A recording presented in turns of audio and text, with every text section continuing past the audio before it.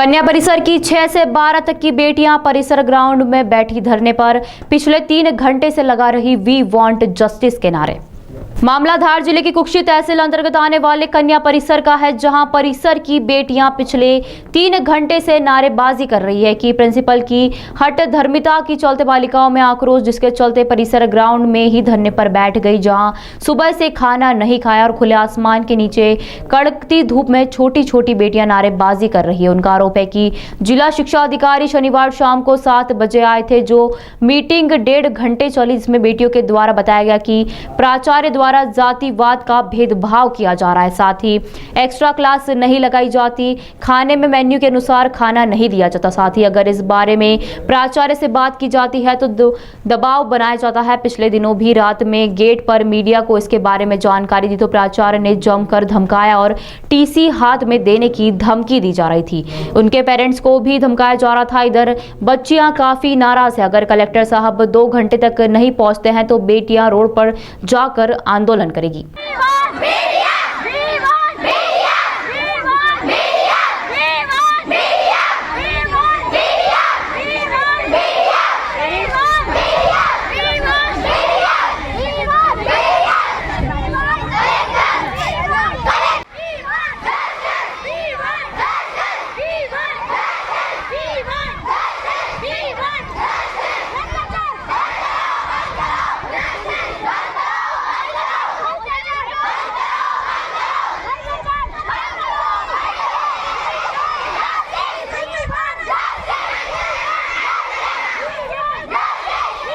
देखिए, बच्चों की समस्याओं के बारे में मैंने बच्चों से चर्चा करी और बच्चों की समस्या जो उन्होंने बताई मैं भी उसको लेकर चिंतित हूँ।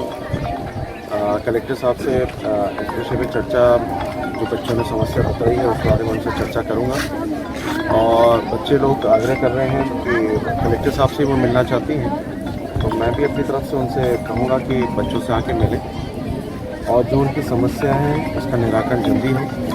छोटी छोटी बच्चियाँ हैं, छोटी बच्चियाँ भी हैं, बड़ी बच्चियाँ भी हैं, और इस तरह से मध्य प्रदेश में बच्चे अगर आंदोलन पे उतर आए तो मैं समझ सकता हूँ शिवराज सिंह की सरकार और शिवराज सिंह जी पे प्रश्न चिन्ह है। अधिकतर बच्चियाँ आदिवासी समाज से हैं। इस तरह का रवैया समाज के प्रति और आदिवासियों के प्रति निंदनीय है। मैं इसकी घोर निंदा करता हूँ और अगर समय रहते प्रशासनिक अमले ने, प्रदेश सरकार ने इस पर कोई इसका निराकरण जल्द से जल्द नहीं किया तो कुक्षी विधानसभा के सभी समाजजन, आदिवासी समाज के लोग भी इसको आंदोलन के रूप में हम लोग लेके जाएंगे। बच्चियाँ काफ़ी डरी सहमी लग रही थी उनका। बिल्कुल आप सही बोल रहे हैं कि बच्ची डरी हुई हैं, सहमी हुई हैं, उनकी कोई सुनने वाला नहीं है, उनकी बात पर कोई जानने वाला नहीं है, और जब कोई सुनता नहीं है, जानता नहीं तो इस तरह के आंदोलन के रूप में लड़कियाँ आज